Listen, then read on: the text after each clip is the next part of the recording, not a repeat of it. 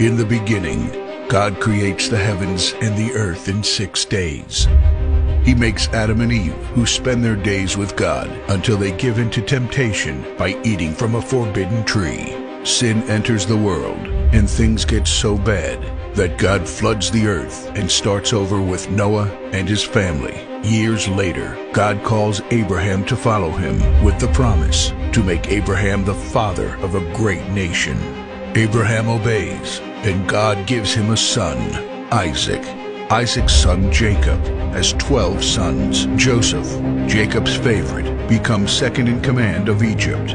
God uses him to save his entire family and Egypt from starvation. Hundreds of years later, the Israelites are slaves in Egypt.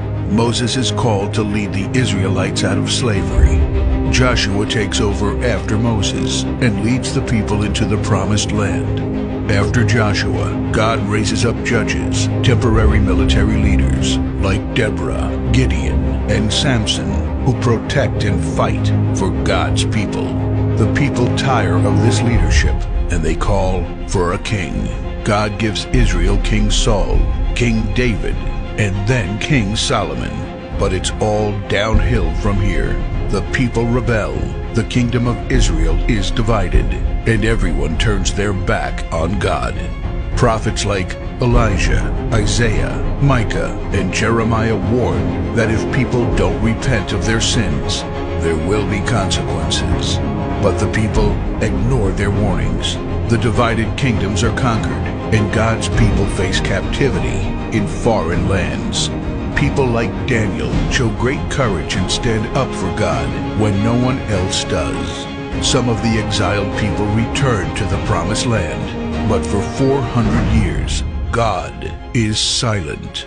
No prophets, no miracles, and no angel visitations. But then, the silence is broken when Jesus is born. He lives a perfect life, teaches truth, and performs miracles, proving He is God.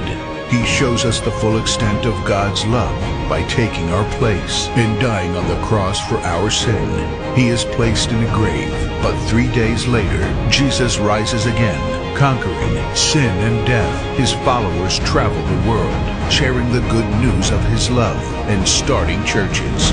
We now are part of this story, and we have the chance to change the world and share His love, because one day He will crack open the sky and He will return. It's the greatest story ever told.